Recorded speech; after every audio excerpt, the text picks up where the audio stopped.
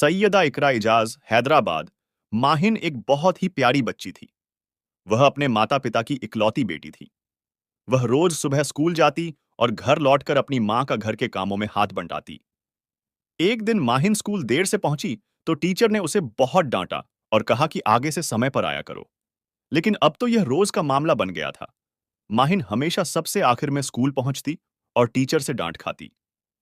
फिर भी वह असली वजह कभी नहीं बताती थी, क्योंकि उसे डर था कि कहीं कोई बहाना न समझ लिया जाए।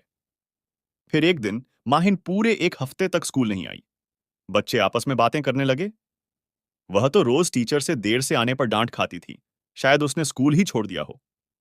लेकिन ठीक एक हफ्ते बाद माहिन स्कूल आ ही गई। आज वह क्लास में सबसे पहले पहुंची थी।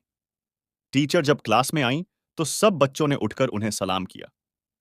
टीचर ने जवाब दिया और जब उन्होंने माहिन को देखा तो चौंक गईं।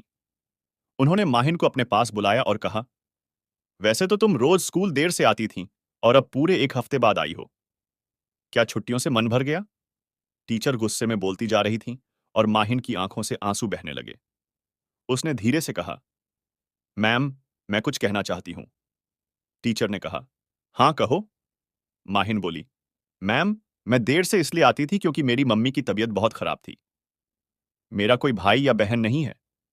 पापा फैक्ट्री में काम करते हैं। सुबह मम्मी को दवा देना और नाश्ता तैयार करने की वजह से मैं देर हो जाती थी। फिर मम्मी का देहांत हो गया, इसलिए मैं कई दिन स्कूल नहीं आ सकी। अब मैं हमेशा समय पर आऊंगी, क्योंकि अब मैं मम्मी की सेवा नहीं कर पाऊंगी। माहिन की बातें सुनकर सब बच्चे बहुत उदास हो गए। टीचर भी बहुत शर्मिंदा हुई। माहिन यह सब कहकर जोर जोर से रोने लगी। क्लास में सन्नाटा छा गया। सबके दिल में एक ही एहसास था, माँ का प्यार सबसे बड़ा होता है।